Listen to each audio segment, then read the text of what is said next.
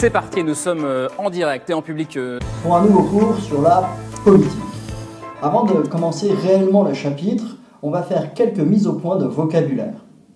Et quand on réfléchit politique, la première chose qui nous vient à l'idée, c'est l'idée d'État.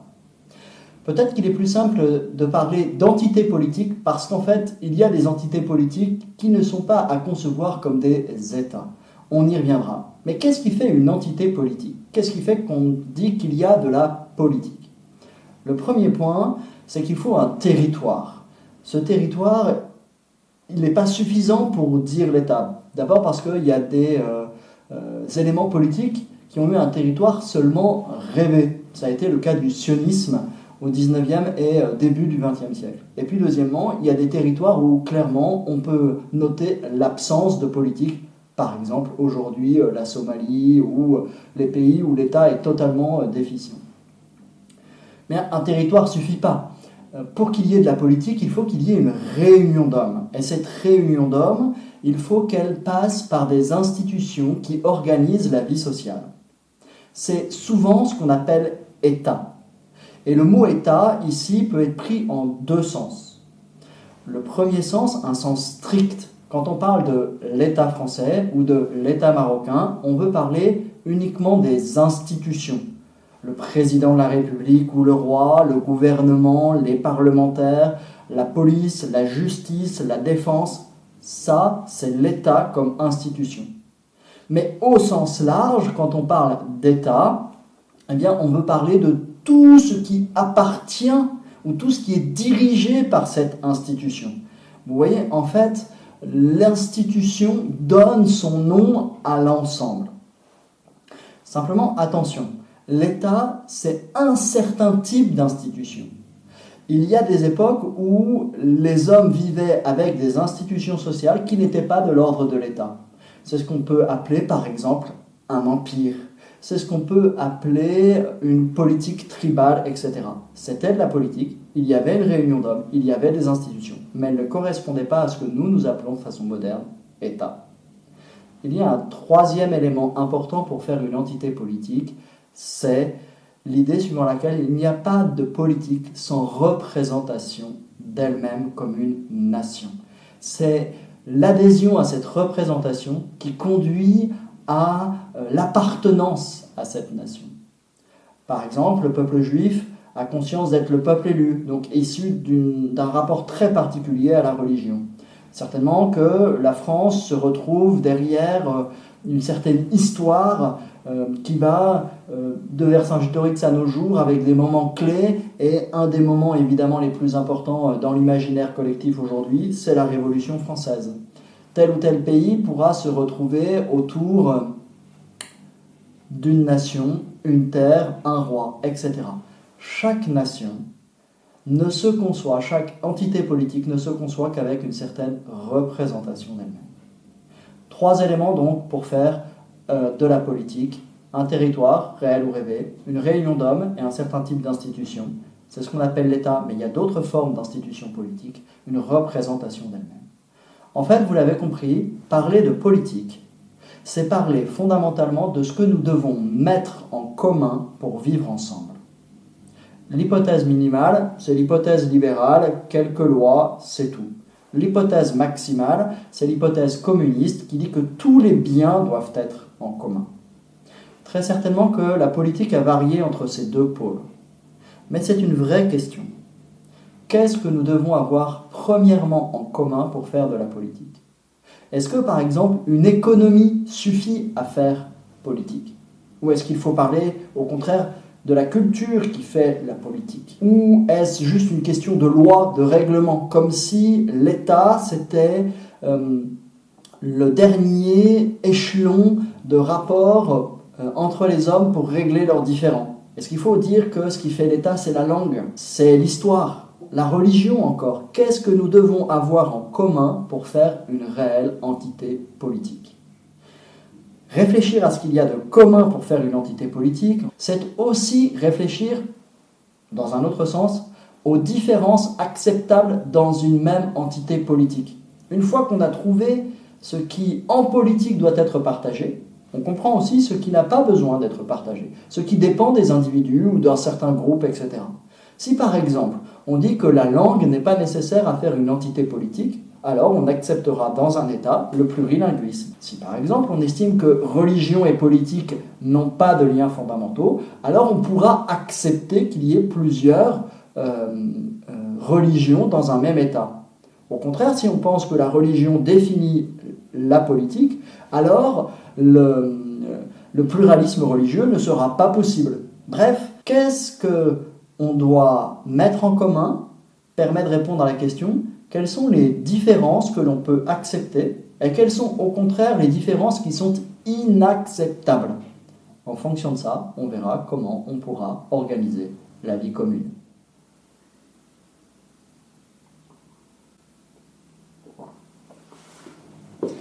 Alors maintenant qu'on a compris ce qui faisait la politique, on va essayer de définir ce terme de politique. Il faut tout de suite noter qu'il y a deux sens au mot politique. D'abord, il signifie l'activité politique, c'est-à-dire les rapports que les hommes entretiennent entre eux pour organiser leur vie commune. C'est toute la question du pouvoir. Et puis il y a un deuxième sens, intimement lié et quelquefois en conflit, qui est la question de la science politique. C'est-à-dire comment l'homme est capable de comprendre cette activité particulière qu'est l'activité politique. Parler d'activité politique, c'est être confronté à une tension qu'il ne sera pas complètement possible de résoudre. Tension entre, d'un côté, la force des choses et de l'autre côté, l'ordre des choses. Premier temps, donc, la force des choses. La politique, c'est d'abord une question de pouvoir, de lutte, d'influence.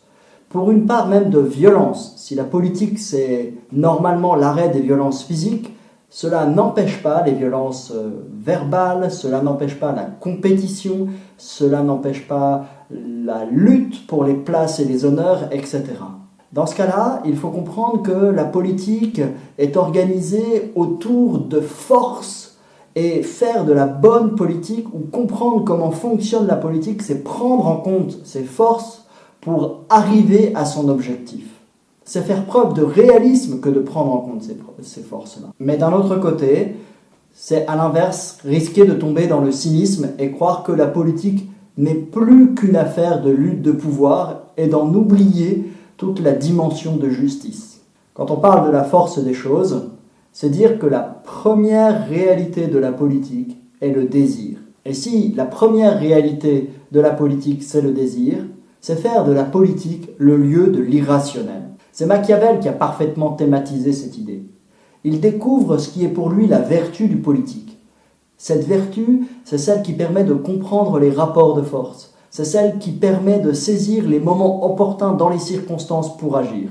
Mais alors, cela limite la conception de la politique où il n'est plus question que de conquérir le pouvoir et le garder.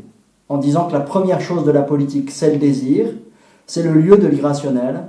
Ce projet-là conduit à l'opposé de la question philosophique de la politique, qui est au contraire de chercher la meilleure organisation rationnelle.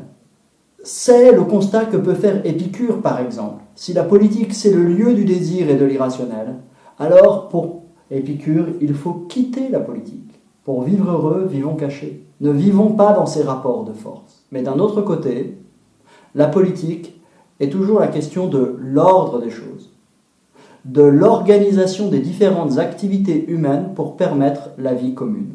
Alors il s'agit de réfléchir et de mettre en place une structure, un ordre qui permet d'être le plus juste pour chacun. La justice est la grande vertu de la politique. C'est celle qui consiste à rendre à chacun ce qui lui est dû. Et le travail rationnel de la politique, c'est de faire en sorte que la justice soit respectée de tous. Mais immédiatement, la question de l'ordre des choses en politique rencontre un certain nombre de difficultés. D'abord, si la politique c'est d'abord le lieu de la raison, comment distinguer la politique de la morale, par exemple ? Si la politique est une question de justice contre l'injustice, la morale est une question de bien contre le mal. Cependant, difficile de bien distinguer les deux. Et puis, dire que la politique est une affaire de raison, n'est-ce pas tomber dans une confusion avec la technique qui ferait de la politique une technocratie où on chercherait l'efficacité ?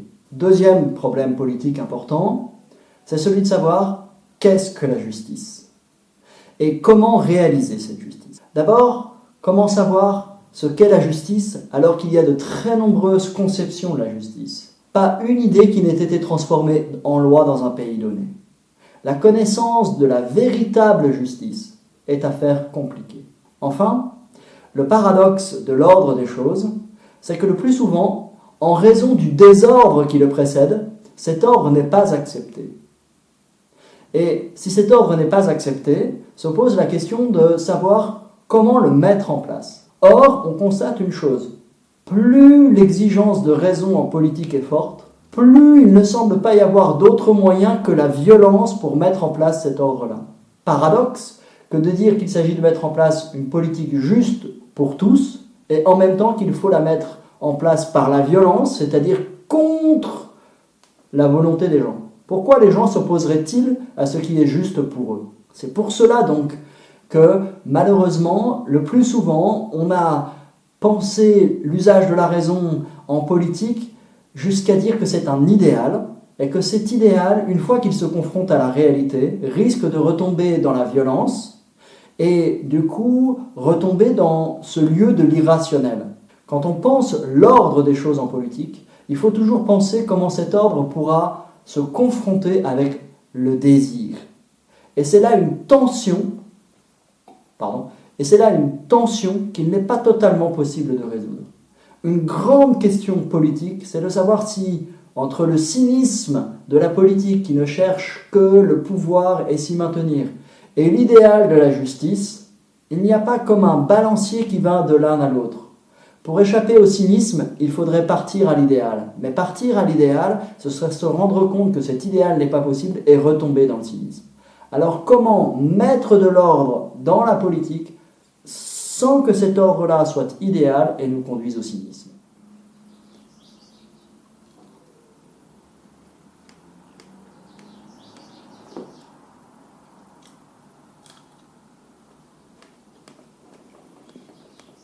Alors, pour finir le cours d'aujourd'hui, on va essayer maintenant de voir qu'est-ce que signifie la science politique.